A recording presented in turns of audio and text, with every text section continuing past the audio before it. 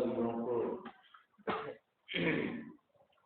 आनुभव बंद कथा ये श्रुत है, परिचित है और अनुभूत। बहुत सारी बातें इसके बारे में समझी थी। अनुभूत शब्द से थोड़ा विस्तार किया था। इस भाव में अनुभूत है, भाव में भी अनुभूत है। और एकत्व की जो बात है वो अभी तक श्रुत की कैटेगरी में पड़ी। बात समझ में आई कि नहीं? तो 3 लेवल हो गए ना।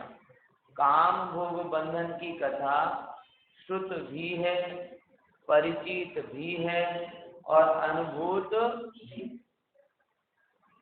हमने तीनों को समझा भी था कि प्राथमिक परिचय जो होता है वन साइडेड नाम मात्र, वो कहलाता है श्रुत, जिससे जिज्ञासा जागृत होती।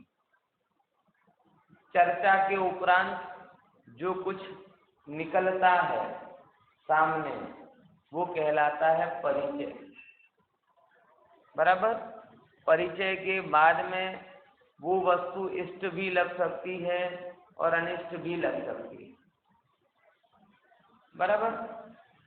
और अगर इष्ट लगती है तो अनुभूति की कैटेगरी में आ जाती है। तो समझने की बात यहाँ पर ली थी कि भोगों की कहानी, विकारों की कहानी अनंत भाव से सुनी है, उनका ही गहरा परिचय है और अनुभूति में भी वो शामिल है।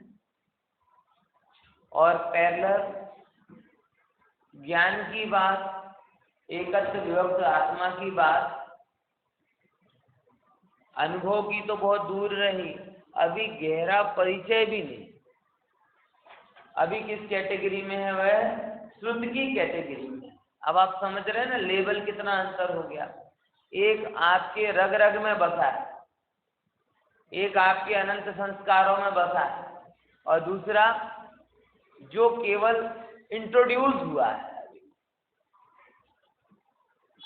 मार्केट में आजकल नहीं कहते कि नई दुकान है और सामने वॉलमार्ट हो, अमेजोन हो, फ्लिपकार्ट हो, तो नया दुकान। अपन कैसे कर पाएंगे भैया उनका मुकाबला? क्योंकि वो तो जमे हुए हैं, बहुत व्यापक हैं, और अपनी तो नानी परचूरण की दुकान है, कैसे चलेगा? है ना। ये तत्व ज्ञान की बात थोड़ी ऐसी हो जाती है। तत्व ज्ञान की बात कैसी हो जाती है? इस प्रकार से हो जाती है कि वो श्रुत की कैटेगरी में रहती है और वो अनुभूति की कैटेगरी में पहुंच जाती है। तो वो गहन है, ये विरल है, वो सघन है, ये उथली उथली है। इसीलिए जो प्रभाव दिखना चाहिए वो प्रभाव उतना दिखाई देता नहीं। समझना ही नहीं। इसके लिए कल मैंने एक समाधान बताया था। क्या बताया था समाधान? क्या बनाना है ज्ञान को? ज्ञान को जो ज्ञान अभी आप ले रहे हो, ये जो ज्ञान है, इस ज्ञान को कौन सा पद देना है? हाँ, ज्ञान को मालिकाना हक दो, ज्ञान को पिता बनाओ, शील को माता बनाओ। क्या बोला? ज्ञान को क्या बनाओ? अकेला वॉचमैन मत बनाओ। और वॉचमैन से भी अगर ऊपर जाओगे ना तो उसे अपने घर के आगे पड़ी हुई मर्सिडीज गाड़ी मत बनाओ, जो मात्र शोभा का विषय है। अधिकतर लोगों के जीवन में तो वॉचमैन भी नहीं बने, क्योंकि वॉचमैन बाहरी शत्रुओं से तो रोकता है, लेकिन हमने तो ज्ञान को वॉचमैन भी नहीं बनाया। हमने तो ज्ञान को रोल्स रॉयस बना दिया, जो मात्र शोभा का विषय हो गया। पंडिताई का तमगा लग गया, जगत में मान होने लगा, हमें बहुत आता है, हम बहुत स्वाध्याय करते हैं, हम बहुत स्वाध्याय करते हैं। अच्छा, जिन्हें आता है वो भी मान कर रहे, जिन्हें नहीं आता उन्हें वो भी मान कर रहे, क्योंकि वो घंटे गिन रहे। मैंने 4 घंटे स्वाध्याय कर लिया, मैंने ये पढ़ लिया, अरे भाई तू समझ जरा, शांति से समझ। ज्ञान कोई स्टेटस सिंबल नहीं है। ज्ञान कोई स्टेटस सिंबल नहीं है, बराबर। ज्ञान अगर चौकीदार के रूप में होगा तो बाहरी शत्रुओं से आपकी रक्षा करेगा, और ज्ञान अगर पिता माता के रूप में होगा तो भीतरी शत्रुओं से आपकी रक्षा करेगा। बात समझ में आई कि नहीं आई? ये थोड़ा समझो गहराई से। तत्व ज्ञान के माध्यम से अगर गहरे संस्कार नहीं भी पड़े और आपने ज्ञान की बातें सुनकर इतना तो हम कर लेते ना कि विषयों से दूर हो जाते, क्योंकि ये बात बैठती, इतना तो प्रभाव जिनवाणी का होता है। गहरे ऊंडाण में ना उतरे तो भी कम से कम पापों से दूरी तो बन जाती। तो इससे क्या बेनिफिट हुआ? क्या बेनिफिट हुआ? वॉचमैन घर में रख लिया तो बाहरी शत्रु नहीं आएंगे, बाहरी शत्रु नहीं, उससे सुरक्षा तो हुई ना, लेकिन उत्पात बाहरी नहीं मचा रहे, उत्पात तो भीतर मच रहा है, समस्या तो भीतर है। इसीलिए जो लोग समाधान के रूप में मात्र बाहरी वस्तुओं से अपने आप को रोक लेते हैं, बाहर में व्रत ले लिया कि भाई भोग सेवन नहीं करेंगे, बाहर में ये कर लिया कि यहाँ नहीं जाएंगे, तो बाहर से तो वो थोड़े बहुत बच गए, लेकिन बाहर में समस्या थी नहीं, समस्या तो भीतर थी, तो अंदर के उत्पात से बच नहीं पाते। बात समझ में आ रही कि नहीं आ रही? विचार करके देखना ये संस्कार कितने प्रबल होते हैं। थोड़े दिन पहले ही नहीं आया था वो क्या कहते हैं, एक एलक जी थे हमारे एमपी के दमोह के पास वाले, 25 साल से दीक्षित थे, फिर से कोई ब्रह्मचारिणी बहन आई और कुछ उनका ऐसा हुआ आकर्षण कि फिर उन्होंने वो गृहस्थ जीवन अपना लिया। बात समझ में आई कि नहीं है? अब देखो कि 25 साल से वो बाहरी रूप से तो बचे हुए, लेकिन भीतर में उत्पात लगातार चालू थे। और एक ब्रह्मचारिणी बहन आश्रम में रहने क्या आई, उनका पूरी साधना गड़बड़ हो गई, उन्होंने गृहस्थ जीवन अपना लिया अलग ही। और ऐसे एक केस नहीं, ये तो एक एग्जाम्पल के रूप में बता रहा हूं, ऐसे सैकड़ों केस हैं। ये सब क्या समस्या हुई? समस्या ये हुई कि ज्ञान के या सुनकर या देखा सीखी किसी भी रूप में बाहरी रूप से तो उनसे दूर हो गए, लेकिन जो मूलभूत समस्या थी वो बाहर थी नहीं, वो तो अंदर थी। और वो अंदर की समस्या कब दूर होगी? कि जब आपका ज्ञान आपको, आप अपने ज्ञान को मालिकाना हक देंगे। क्या हक देंगे? मतलब नहीं, अब मैं जो भी मेरी प्रवृत्ति करूंगा उस प्रवृत्ति का देख रेख, उसकी निगरानी ज्ञान और शील करेगा। जो चीज ज्ञान विरुद्ध हो, जो चीज शील विरुद्ध हो, वो नहीं करे। और हक के साथ में उस बात को गहराई तक केवल सुनना, परिचय नहीं करना, उस ज्ञान में आनंद मानना, उस वैराग्य में आनंद मानना। जब वो ज्ञान और वैराग्य आनंदमयी लगने लगेगा तब जाके अपने आप ये काम, भोग और अज्ञान दुखमयी लगने लगेगा। आप ये गणित समझो। वैराग्य पूरा कब कहलाए? बाहर में विषयों से दूर हुआ तो अधूरा, अधूरा भी क्या कह रहे हैं, शुरू भी नहीं हुआ। लेकिन अंदर में जब आनंद आया तो पूरा। ये वैराग्य की क्या कहें, उदासी भरी समझ जो लोगों ने बना के रखी है कि भाई बाहर से दूर है, सफेद कपड़े पहने हैं, ना हंस रहा है ना बोल रहा है, इसका नाम वैराग्य है। और ज्यादा से ज्यादा फिर होता है तो पूरे नियम खान पान के हैं, ये नहीं खाना, वो नहीं खाना, ये नहीं पीना, वो नहीं, इसमें पूरा विचार कर रहा है। लेकिन मुद्दा ये है कि वो करते हुए भी तुझे आनंद आ रहा कि नहीं है। और वो सीधी गणित है, इसको नापना सरल है, नापना सरल है। सरल इस रूप में है कि अगर आपको इनमें आनंद आ रहा है तो आत्मा में आनंद आ रहा है, और इसमें आनंद नहीं आ रहा ज्ञान वैराग्य में तो आत्मा में आनंद नहीं आ रहा, और आत्मा में आनंद नहीं आ रहा तो मतलब सीधा है कि विषयों में आनंद मान के बैठा है। अब वो भोगे कि नहीं भोगे वो बात अलग। टोडरमल साहब ने बहुत बढ़िया एग्जाम्पल दिया है और उन्होंने एक सिद्धांत लिखा जो बहुत ही मार्मिक है। हिंसा में प्रमाद परिणति मूल है और विषय सेवन में अभिलाषा मूल। बहुत अद्भुत बात लिखी है। क्या बोला? हिंसा में कौन सी परिणति मूल है? प्रमाद परिणति। अगर आपके अंदर में प्रमाद है, जीव मरे या ना मरे, हिंसा हो रही। और अगर आपके अंदर में भोगों की अभिलाषा है, आप भोगो या ना भोगो, तो भी वो भोग है ही। क्योंकि जिस जड़ को भोगने को तुम भोगना कहते हो, उस जड़ को तो तुम छू भी नहीं सकते। बात समझ में आई कि नहीं आई है? क्या बोला? जिस जड़ को तुम भोगना कहते हो, उस जड़ को तो तुम छू भी नहीं सकते। कभी आत्मा अबद्ध स्पष्ट आदि गुणों से सहित, अरस रूपी अगंध से सहित एकत्व स्वभाव को प्राप्त भगवान आत्मा कभी जड़ को छूते ही नहीं है। आहा, बात समझ में आई? तो वो भोगना कहाँ भोगना है? अरे हे भगवान, ये भी अनादि की अवस्था में, अपने अज्ञान की अवस्था में अपने विकार को भोगता है, ज्ञान की अवस्था में स्वभाव को भोगता है। इसके अलावा और कोई चीज को वो जीव भोगता नहीं। क्या बोला भैया? बराबर समझाएंगे।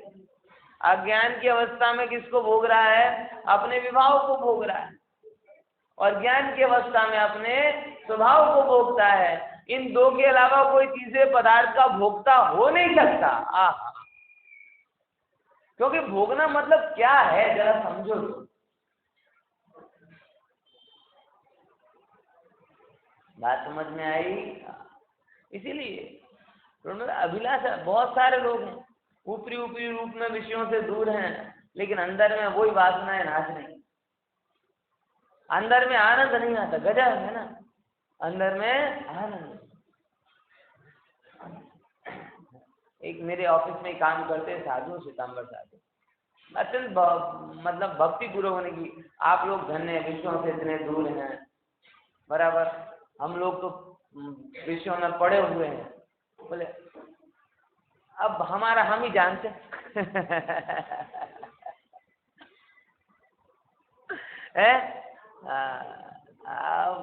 भाई हम क्या कहें, आप बता विचार करके। मतलब उनकी सर्वत्र आप भाव भंगिमा से, बॉडी लैंग्वेज से ये पता चलता है कि गृहस्थों को सुखी मानते और स्वयं को दुखी। ये तो गजब हो रहा है ना। डिप्रेशन का रोगी राजा हो जाए तो खुद को तो माने चाकर और चाकर को माने सेठ राजा। तो ये रोग के बिना तो संभव नहीं है ना। रोग हो जाता है ना बहुत ज्यादा। अब रोग होने के बाद में क्या करे? खुद राजा होने पर भी क्या माने? नौकर को राजा माने, बराबर, और खुद को क्या मान ले? चाकर। तो सुखी दुखियों को सुखी मान रहे और स्वयं सुखी हैं, ये उनको दुखी मान रहे। ये क्या हो रहा है कि अंदर में आत्मा में सुख नहीं लगा। सच बता रहा हूँ, मेरा बड़ा गहरा परिचय है सब बाहर की वृत्तियों से। सब किसी न किसी प्रकार से विषय सुख की तृष्णा को भुलाने के लिए अलग अलग प्रकार के प्रोजेक्ट में लगे जाते। मतलब ठहरने के लिए साधुपना नहीं धारण करते। मुझे ये बात बड़ी अजीब लगती है। ठहरने का तो टाइम ही नहीं रहता हूं कि बैठ के आत्मा के आनंद का भोग करें, जिसके लिए साधुपना स्वीकारा। मतलब दिगंबर साधुओं का भी गहरा परिचय है व्रतियों का, और मैं बड़े पवित्र भाव से मिलता हूँ सबसे। कहीं पर भी मेरा उसमें ये नहीं है कि मैं कोई इनको हीन दिखाना है कि विवाद करना है, इस भाव से नहीं मिलता। बड़े पवित्र भाव से कुछ आत्म कल्याण में साधक बने, कुछ सूत्र मिले, कुछ बात, इसी एंगल से मिलता। लेकिन वही बात अटकती है, खटकती है कि सब लोग विषयों से दूर हुए, अब पुनः पुनः वो विषय की तृष्णा अंदर में उमड़ती है, तो उसको भुलाने के लिए अलग अलग प्रकार के काम में जुटे रहते। समझ में आया कि नहीं? ये मूल बात मैं आपको बोल रहा हूं। जैसे गृहस्थ अवस्था में किसी को भोगों की इच्छा उत्पन्न होती है, तो अपने माइंड को डाइवर्ट करने के लिए कहीं टीवी देख लेता है, कहीं काम करने लगता है, कहीं घर गृहस्थी के काम में लग जाता है, कहीं कोई दूसरा काम करने लगता है। ऐसे करके क्या करता है, उस भोगजन्य तृष्णा को विस्मरण करने का प्रयास करता है। और अपन कहते भी है ना, खाली दिमाग शैतान का घर, व्यस्त रहो, मस्त रहो। ये सब कौन से जीव हैं जो कहते हैं, जो अंदर में अपने आप को फेस नहीं कर पाते, जो क्या नहीं कर पाते, अपने अंदर में अपने आप को फेस नहीं कर पाते, तो उनके जैसे ही वो खाली बैठते हैं तो अंदर के सारे विकार उछलकर सामने आते हैं। और गृहस्थों को तो एक पैसा कमाना और पैसा बचाना इतना बड़ा काम मिल गया बोलो, है कि नहीं? अब गृहस्थों को तो टास्क फिक्स है, क्यों करना है क्यों नहीं करना है ये पता नहीं। मेरे ऑफिस में एक है भाई, 36 ईयर्स का हो गया है, क्या कहते हैं, पर शादी भी नहीं हुई है, तो भी 14 घंटे ओवर टाइम करता है, 14 घंटे काम करता है। क्या करता है, किसके लिए कर रहा है, कोई जवाब नहीं। लेकिन एक काम मिल गया ना, तो बाकी सब चीजों को भूल कर क्या लगा रहता है, काम में लगा, पैसा आएगा ना पैसा। मतलब गृहस्थों के लिए तो ये काम हो गया, पैसा कमाना और पैसा बचाना। ऐसे करके वो क्या भुलाना चाहते हैं, अपनी विषयों की तृष्णा। पॉइंट समझ में आया कि नहीं आया? क्या भुलाना चाहते हैं, जो विषय जन्य पीड़ा। अब मैं शुद्ध शब्दों में बोलूं कि विषय जन्य पीड़ा, विषय इच्छा की पीड़ा अंदर में सहन नहीं होती, तो भुलाने के लिए क्या करता रहता है, किसी भी प्रकार से अपने आप को व्यस्त कर। क्योंकि गृहस्थों के लिए एक काम ऑफिशियली मिल गया है कि गृहस्थ है तो क्या होना चाहिए, पैसा वाला होना चाहिए। अब वो क्या करे, वो बात की बात है। तो बचपन से ये चाबी हमारे अंदर में भरी हुई है, तो हम तो 100 साल की जिंदगी भी हमें कम लग जाए, अरे लोगों को सागरों की कम लग गई, तो हमें 100 साल की कम क्यों नहीं लगी। मतलब मिल गया काम, पैसा कमाओ, पैसा कमाओ, पैसा बचाओ, पैसा बनाओ, पैसा बचाओ, पैसा कमाओ, पैसा बनाओ, पैसा बचाओ, बस जीवन निकल जाएगा पैसा पैसा करके। और कोई दुनिया आपको दोषी नहीं मानेगी। चोरी करने जाओगे सब कहेंगे फालतू है, आराम करोगे सब कहेगा आलसी है, बराबर। मतलब बाकी इसके अलावा कोई भी काम करोगे सारी दुनिया उंगली उठाएगी। और ये पैसा कमाने वाला काम बहुत मेहनतू है। कैसा आदमी है, मेहनतू आदमी है, तो सारी दुनिया आपके अहंकार को सेटिस्फाइड करती जाएगी। लेकिन मूल समस्या तो वही की वही रहेगी, ये कर क्यों रहे। ये हो रहा है जैसे गृहस्थ को आत्मा में आनंद नहीं मिला, बराबर, विषयों में आनंद भी नहीं मिला, बराबर। आनंद की तड़प अंदर में उठती है, वेदना होती है, तो सहन नहीं होता, तो किसी न किसी प्रकार से अपने को क्या रखना चाहता है, व्यस्त रख के जीवन प्रसार करना चाहता है। मतलब कुछ लोगों को तो आनंद की चीज ही मजदूरी है। अब यार संडे છે कहीं जવું પડશે શું, मतलब ये क्या है, इच्छा हो तो जाओ, नहीं तो जવું પડશે એટલે શું છે, ના નહીં જઈશું તો પડોશી શું કહે છે, ये तो संडे ना દિવસે બહાર જતા નથી।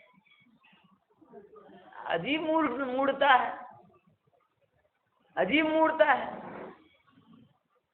मतलब समझो अपने आप को भैया, समझो अपने आप को। ऐसे ही जो विषयों से दूर है वो भी विषयों की इच्छा रहती है, और वह विषयों की इच्छा में दबे सहमे से रहते हैं।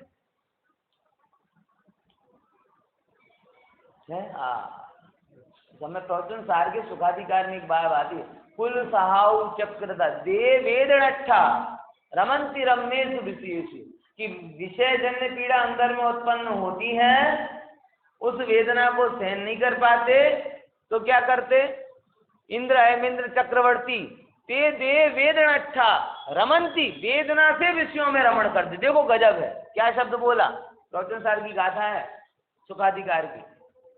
देह की वेदना, वेदना के कारण विषयों में रमण करते हैं। दुख के मूल कारण क्या है उसमें? दुख। और उपाय सच्चा पता नहीं है, इसलिए पांच इंद्रिय के विषयों में समझ में आया? ऐसे ही जिन्होंने विषयों को से दूर हो गए हैं, अभिलाषा से दूर नहीं हुए, किससे दूर हो गए? विषयों से दूर हो गए हैं, लेकिन आत्मा में आनंद आया नहीं, अथवा आनंद के लिए जो आत्मा में रुकना चाहिए वो रुकने का भाव होता नहीं, इसीलिए जो वेदना होती है उस वेदना के विस्मरण के लिए कहीं समाज में माथा मारते हैं, कहीं दुनियादारी में माथा मारते हैं, कहीं अपने आप को प्रावचनिक प्रभावक बनाते हैं, कहीं आपको तपस्वी बनाते हैं, कहीं अपने आप को तीर्थ उद्धारक बनाते हैं, कहीं आपको दीक्षा दानेश्वरी बनाते हैं, कहीं आपको ये बनाते हैं, कहीं अपने आप को वो। ये सारे उपाय किसके लिए? व्यस्त रहने के लिए। व्यस्त क्यों रहना है? क्योंकि जैसे ही आपको अगर खरे कर बोल रहा हूं, कारण बिना आनंद नहीं है तो आप मुमुक्षु नहीं। क्या बोला? बड़े कठोर शब्दों में बोल रहा हूं। अगर आप कारण बिना आनंदित नहीं हो सकते, मतलब आप मुमुक्षु हैं ही नहीं।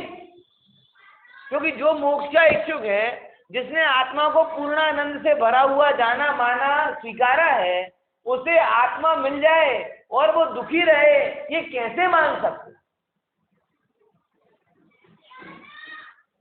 आई बात समझ में है? अब मेरी एक छोटी सी परिभाषा को आप विचार कर लो कि आपके जीवन में ऐसा कब कब होता है कि कोई बाहरी कारण नहीं और आप आनंदित हैं? बोलो, होता है? समझ में आ रहा है कि नहीं यार? कारण बिना आनंद में आता ही नहीं है। कहीं घूम आएंगे, पिक्चर देखाएंगे, गाने सुन लेंगे, खा पी लेंगे, सुखी हो गए, मान लिया। अब सभी ऐसा मानते तो हम सुखी है। घर बना लिया, गाड़ी बना ली, घर बसा लिया, पुत्र पुत्रादि हो गए, वो खेल रहे हैं, आनंद। सभी मानते हैं तो हमने मान लिया। ये आपने आत्मा से आनंद माना।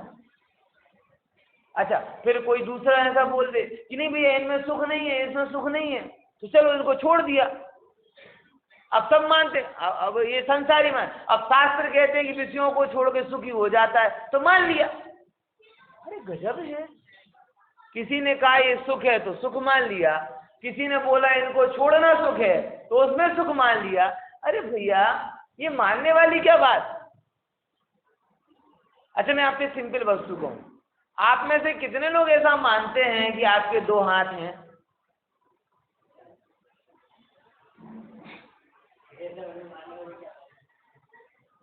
मानने की जरूरत है? विपुल भाई दीपेश भाई से पूछे, दीपेश देखो जरा मेरे दो हैं कि एक है? अरे जो है उसको मानने की क्या जरूरत? पॉइंट समझ में आया? कितने लोग ये मानते हैं कि मुझे भूख लग रही है, मुझे भूख लगती है, मुझे प्यास लगती है? मानने वाली क्या बात है पंडित जी? भूख वेदन में आती है, प्यास वेदन में आती है। आपने कह दिया नहीं तुम्हें भूख नहीं लगती, मैंने बोला कि आत्मा अनाहारी स्वभावी है, ठीक है मान लिया, तो क्या भूख वेदन में नहीं आएगी? किसी ने बोला अरे वहां पे खाने पे तो बहुत मजा आता है, तो ये मान लिया कि भोजन आ गया, तो उससे फर्क क्या पड़ता है? पॉइंट समझ में आया कि नहीं है? मतलब कुछ चीजें ऐसी होती हैं जो मानने की बात नहीं है, जो है वो सहज जानना होता है। पॉइंट समझ में आया कि नहीं आया? मानना नहीं है, सहज जानना है। जब आपको प्रत्यक्ष जानने में नहीं आता है तब आप मानना चालू करते। आई बात समझ में कि नहीं आई? अभी क्या क्या क्या कर, बड़ी गजब बात चल रही है। अरे सबको समझ में, जो चीज आपको सहज जानने में नहीं आती है, आप उसको मानना चालू करते हैं। बराबर, जैसे दोनों रूप में बता रहा हूं मैं आपको। सारी दुनिया ने आपको ये बोला कि विषयों में आनंद है, बराबर। आपने उनके प्रभाव में आकर एक बहुत बड़ा जीवन का बहुत बड़ा हिस्सा किसमें लगाया? विषय भोग के संग्रह में और भोगने में लगाया। अंदर में सुख नहीं आया, लेकिन सारा जगत कह रहा है सुख है, तो हम भी क्या करने लगते हैं? मान ले, ठीक है, सब कह रहे थे ऐसे ही सुखी होते होंगे, और उसको हमने अपनी डिक्शनरी में सुखी शब्द रख दिया। सुखी मतलब कौन? गुजराती में कहो, सुखी मतलब कौन? अगर जो शब्दकोश गुजराती शब्दकोश में सुखी शब्द नो अर्थ शोधवा जाओ तो શું મળશે? હે 2-5 કરોડ નો માલિક હોય, એકાદ બંગલો હોય, એક બે બંગલા હોય, એક બે ગાડી હોય। मतलब ये क्या हुआ? किसी को जानने में नहीं आया सुख, लेकिन सब बोल रहे हैं तो बड़े भ्रामक शब्द हमको बड़ा परेशान करते हैं। सुखी शब्द, बहु प्रोग्रेस करे जे प्रोग्रेस शब्द, ये सब भ्रामक हैं। प्रगति, प्रोग्रेस, सुखी, मौज, ये सब भ्रामक शब्द, इनका अर्थ स्पष्ट नहीं है। भ्रम से मान रहे, जानने में कुछ नहीं आ रहा। ऐसे ही जब एक पक्ष आपने समझा, फिर दूसरा पक्ष आ जाता है। जब आप शास्त्र पढ़ने लगते हो तो शास्त्र पढ़ते पढ़ते एक कहते हैं सब आचार्य कि नहीं, विषय में सुख नहीं है, विषय छोड़ने में सुख है। परिग्रह में सुख नहीं है, परिग्रह छोड़ने में सुख है। तो फिर हमने क्या कर लिया? जैसे दुनियादारी की बात सोचकर भोगने लगे, वैसे आचार्यों की बात सुनकर छोड़ने लगे। लेकिन तब भी आपने क्या किया? अब सब मुनिराजों को सुखी कहते हैं और हम मुनि हो गए, तो मतलब हो गए, मान लिया। ये दोनों ही चीजें अनुभूति के धरातल पे घटित नहीं है, क्योंकि जो जानने में आ रहा है उसको मानने की जरूरत क्या है? आत्मा सुखमय ये मानना नहीं है, ये जानना है। हाँ, उस जानने का पुरुषार्थ थोड़ा मानने से होगा। अब वो मानना भी दो प्रकार का हो जाएगा, एक जैसा है नहीं वैसा माने, और एक जैसा है वैसा माने। बात समझ में आई कि नहीं आई? क्या बोला? दो चीजें, एक तो जैसा है नहीं वैसा माने, और एक जैसा है वैसा माने। जैसा है वैसा माने तो वैसा हो जाए, और जैसा है नहीं वैसा माने तो लाख उपाय करके भी वैसा ना हो। आई बात? दूध में दही है, हमने मान लिया, बराबर, लेकिन उसमें था इसलिए मिल गया। अब पानी में दही मानोगे तो ऐसे आत्मा में सुख है ऐसा मान लिया तो जानने में भी आ जाएगा, क्योंकि ऐसा है। लेकिन आत्मा में सुख नहीं है, विषयों में सुख है ऐसा मान लिया तो लाखों पैसे नहीं आए।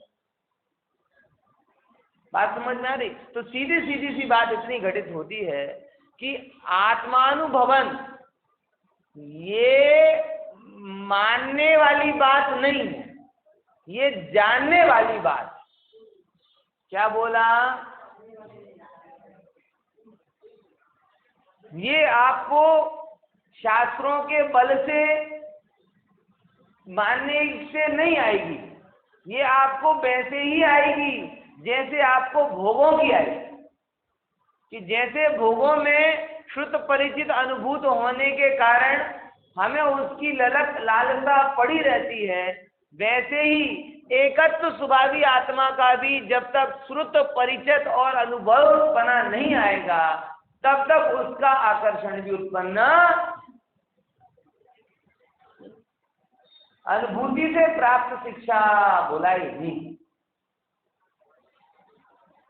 बात समझ में आ रही कि नहीं आ रही यार? इसीलिए आपसे कह रहा हूं कि भैया उस ज्ञान को उस गहराई तक लेकर जाओ जिस गहराई से विकार, जिस अंधेरे में विकार प्रकट होते हैं, उस अंधेरे में जाके ही ज्ञान का दिया जलाओ। आप पूरा ज्ञान बाहरी डेंटिंग पेंटिंग में लगा देते हो, लेकिन विकार बाहर हो ही नहीं रहा। विकार कहाँ हो रहा है? अंदर।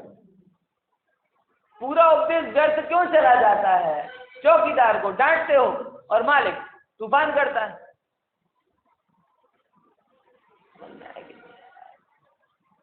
एक बहुत व्याजबी प्रश्न यहाँ पर होता है, वैलिड प्रश्न है कि पंडित जी सब चीजें आत्मा के अंदर इनपुट यूनिट तो अकेली ज्ञान ही है, और कोई इनपुट यूनिट तो है नहीं ना। इनपुट यूनिट समझते हो, थोड़ा कंप्यूटर वाले ज्यादा समझते हैं, जिससे जानकारी अंदर जाती।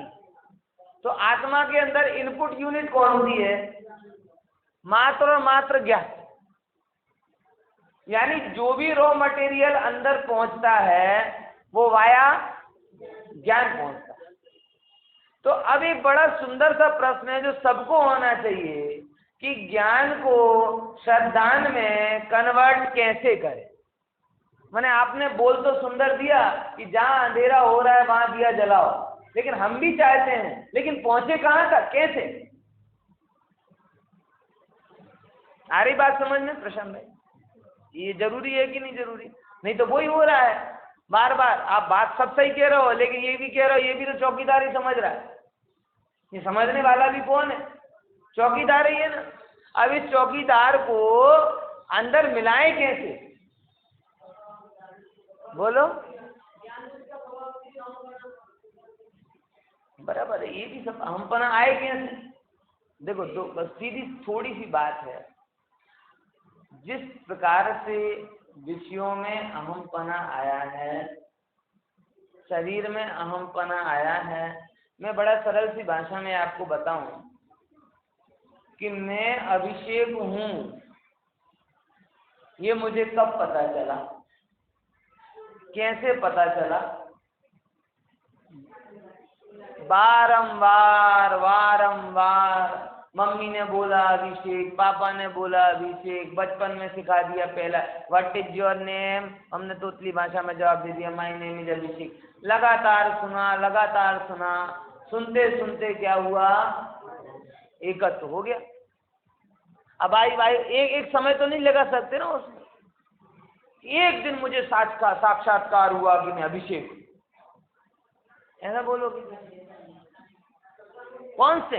अरे बालक तो मनोविज्ञान कहता है कि 6 महीने बाद मिरर में देखकर ये प्रतीत कर पाता है कि ये मैं हूं। ये इस बात को समझने के लिए उसे 6 महीने लगते हैं, पता है आपको? चाइल्ड मनोविज्ञान क्या कहता है कि 5 महीने तक का अगर बालक हो ना, छोटा सा, तब तक वो दर्पण को देखकर ये मैं हूं नहीं लगा। बराबर। और कभी आपको इसका अनुभव करना है, मैंने तो वेदांत की फोटो भी निकाली, ऑलमोस्ट 6 मंथ करीबन ही था, आईने के सामने ऐसे खड़ा था, ऐसे ऐसे हाथ मार रहा था। मैंने देखो अब इसका अपने में अपनत्व हुआ है।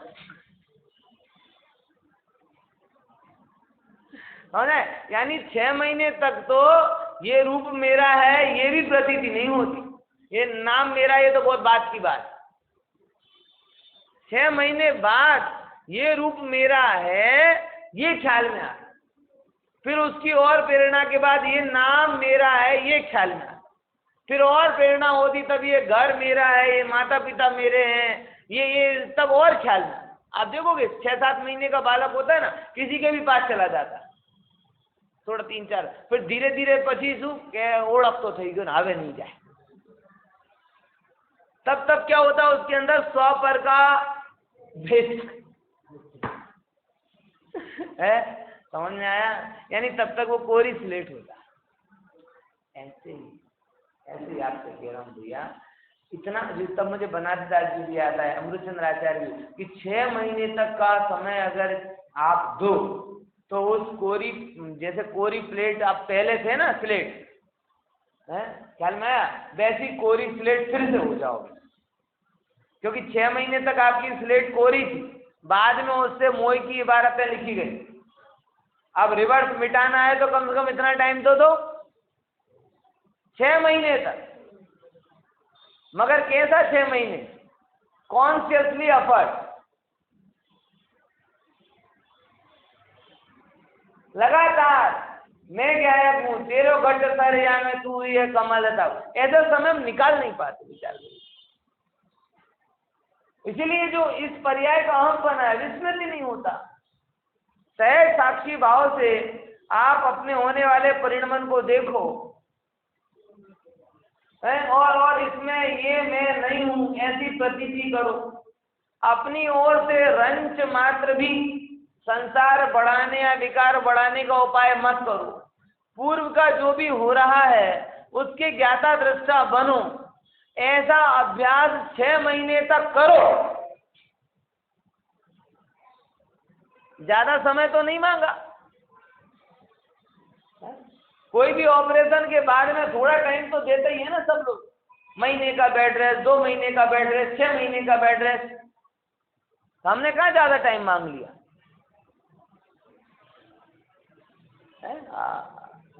लेकिन हमें पता है, हम लोग पहले यहाँ से विचार करते हैं, अरे ऐसे थोड़ी, हम तो साथ साथ करें तो बस यही होता है। वो संस्कार यहाँ की भी पड़ रहा है, वहाँ की भी पड़ रहा है, तो जो पुराने संस्कार धुलने वाली बात बोले देखो। और दूसरे नंबर की बात, ज्ञान होता है ना, ज्ञान होता है प्रवाह की भांति जो बह जाता है, और श्रद्धान होता है भेद की भांति। आपकी अभी बारिश का सीजन है ना, बारिश का सीजन, बारिश के सीजन में जितना पानी छत पर पड़ा, बारिश जितनी हुई वो सब बह गई, रुकी क्या? लेकिन उसका कुछ अंश है जो भेद के रूप में आपकी दीवारों ने सुरक्षित रख लिया है कि नहीं? भेद है, किसका चिन्ह है? बारिश के ही चिन्ह है ना। तो भेद कहाँ से आई? बारिश से आई। बारिश का पानी तो निकल गया, बोले हाँ निकल गया, लेकिन पूरा निकल गया, बोले हाँ पूरा निकल गया। पूरा निकल गया तो भेद में क्या रह गया? यानी जो भेद में है वो बारिश का ही पानी, यानी जो आप यहाँ सुन रहे हो अधिकतर तो बह जाता है। समझ रहे हो हम कितना खतरनाक काम करते हैं? 90.999% तो बहने वाला, जो हमारा लक्ष्य है वो तो 0.001% है कि जो भेद के रूप में सुरक्षित रह जाए। जो विनाश आपके चित्त को, जो विनाश आपके चित्त को बीना कर जाती है, हम तो उसको टारगेट में लेकर काम करते हैं। बोले वो हिस्सा किसमें गया? वो हिस्सा श्रद्धा में।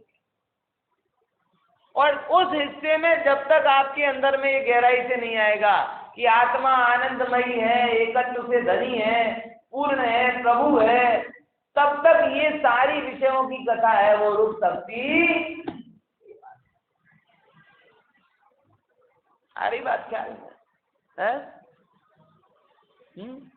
तो क्या करोगे? अभी बताए ना, प्रश्न उत्पन्न किया था, समाधान भी किया।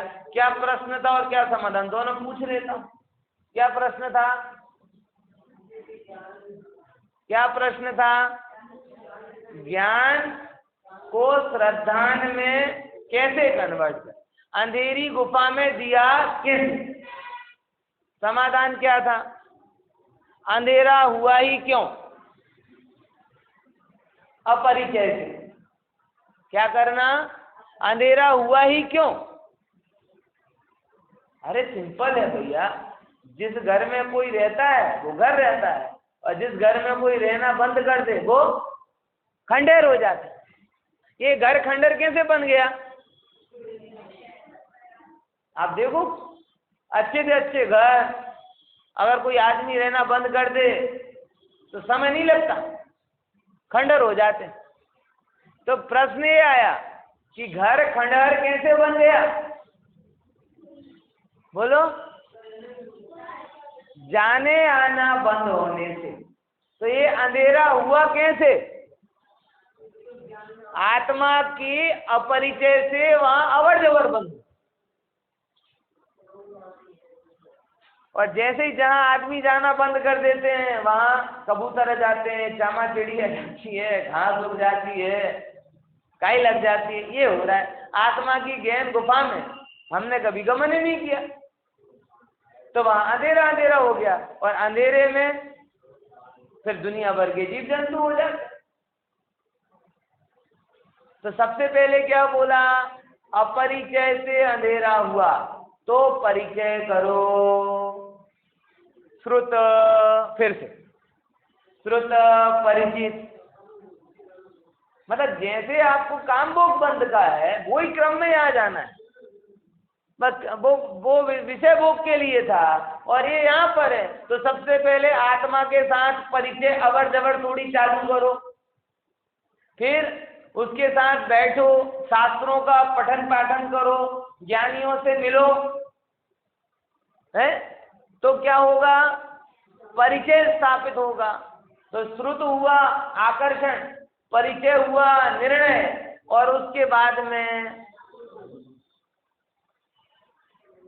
तो ये भी यही चीज है, अपरिचय से वो चीजें हुई हैं। अब आप ये मत सोचो, बहुत सारे लोग सांभड़वाती शू लाभ, सांभड़वाती शू लाभ। भैया भेद जब बैठती है तब दिखाई नहीं देती, उभरती है तब दिखाई देती, लेकिन उभरी कब, बैठी थी तब। भेज होती ना भेज, अभी अभी भेज आ गई, ये नहीं दिखाई देगा। आप भेज कब दिखाई देती है, उभरती है ना तब दिखाई देती है, बैठती है तब दिखाई नहीं देती। तो बहुत सारे लोगों को ज्ञान से बड़ी प्रॉब्लम हो जाती है, ज्ञान का क्या लाभ, इतना सुनते कोई फायदा नहीं। अरे भैया ज्ञान का हमें पता है, अधिकतर इंसान बह जाता है, लेकिन जो रह जाता है ना वो श्रद्धा में फिक्स हो जाता है। आई बात समझ? तो परिचय करो और ज्ञान का अधिकतम हिस्सा व्यर्थ ना जाए उसका उपाय करो। हम पानी को बहने क्यों दें, हम पानी को सुरक्षित नहीं रख सकते क्या? पूरी दुनिया वाटर कंजर्वेटिंग की तरफ जा रही, हम क्यों बहने दें, स्वेच्छा से क्यों बहने दें? दो उपाय हो गए, एक तो ये उपाय कि आप शिथिल होके बैठ जाओ, पंडित जी आपने अच्छा बता दिया, मतलब वो तो बहने वाला ही है, तो भी हम सुनते रहेंगे, जितना रह जाए उतना ठीक है। तो भैया ये तो आप भेद के रूप में सुरक्षित, हम कह रहे कुएं के रूप में सुरक्षित कर लो ना, जब प्यास लगे तब पियो, जल्दी काम होगा।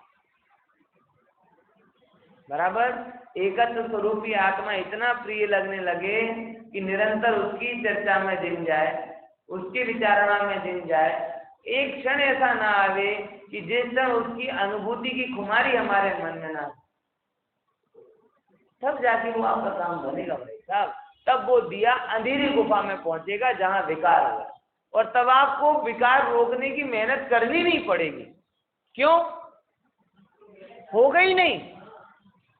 आप समझो, जब तक आपके अंदर में कषाय होगी, मतलब वो सिंपल है कि डोलो लेकर बुखार ठीक हो गया था ना कोरोना में, तो बड़ा अच्छा उपाय है ना, रोज बुखार चढ़ाओ और दो लो, एक बार नहीं दो दो बार लो, एक नहीं दो दो लो नाम भी गजब रखा है उसका, है डोलो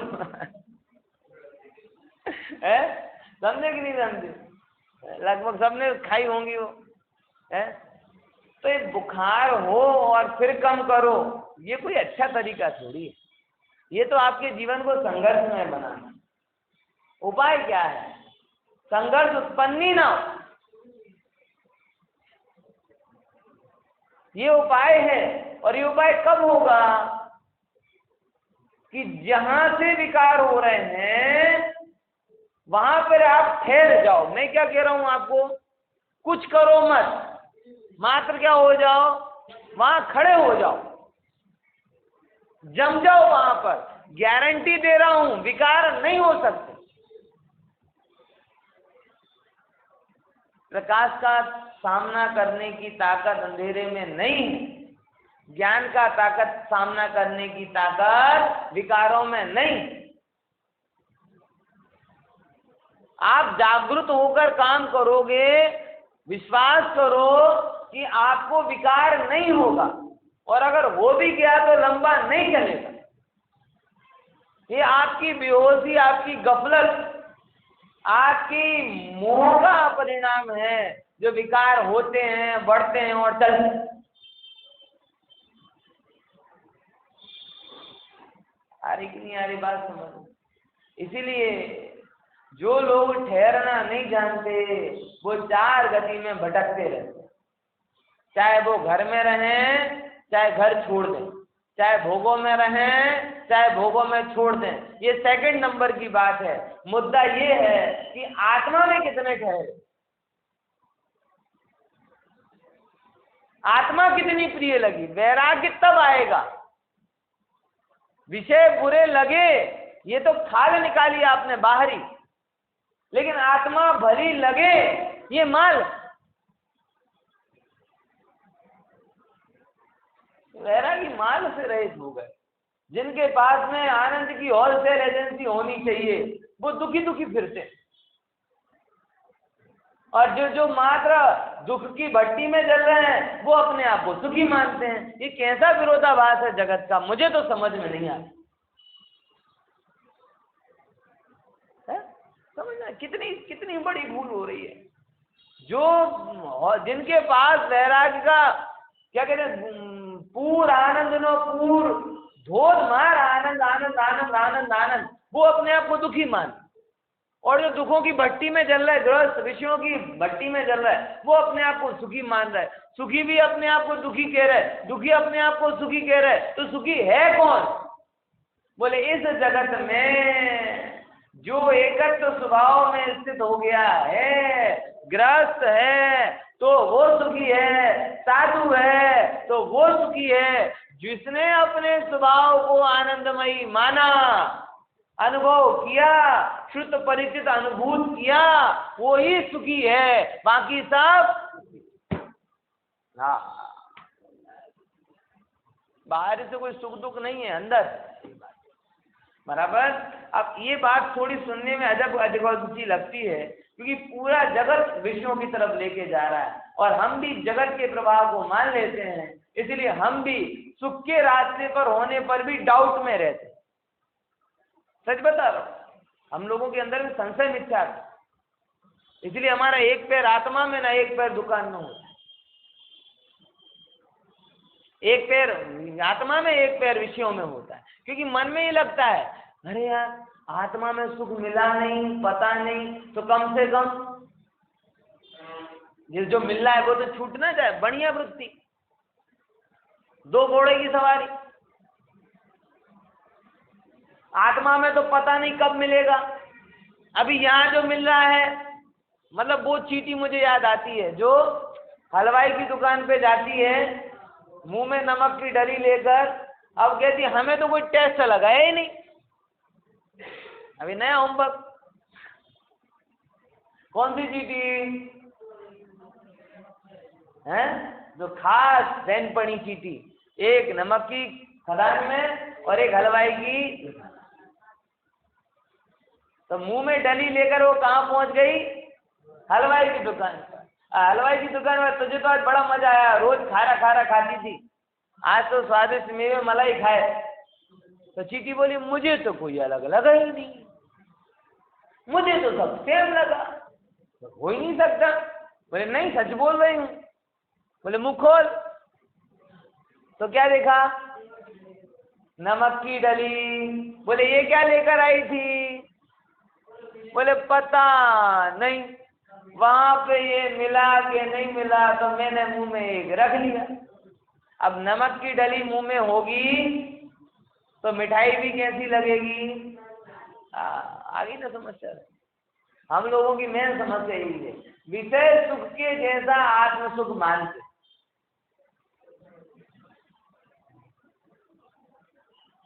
दो नावों की सवारी। अरे प्रभु एक बार वज्र पुरुषार्थ करो, एक बार निर्णय करो कि नहीं आत्मा में ही सुख है, अथवा आत्मानुभवन से जो होता है वही सुख है। कौन सी दो बातें बोली? ये दो प्रश्नों के उत्तर हैं। सुख कहाँ है और सुख कैसा है? क्या बोला? कौन से दो प्रश्नों के उत्तर हैं ये? सुख कहाँ है मतलब आत्मा में, और कैसा है? आत्मा के अनुभवन से उत्पन्न होता है वही सुख। बाकी दुख कहाँ है? बोले आत्मा को छोड़कर कहीं भी जाओ सर्वत्र दुख है। कैसा है? किसी भी रूप में हो वो झूठ ही है। बराबर। ऐसी सुंदर बात जब आपको ख्याल में आएगी तब आप एकत्व की बात को ग्रहण कर पाओगे। आज शाम को मैं जा रहा हूँ और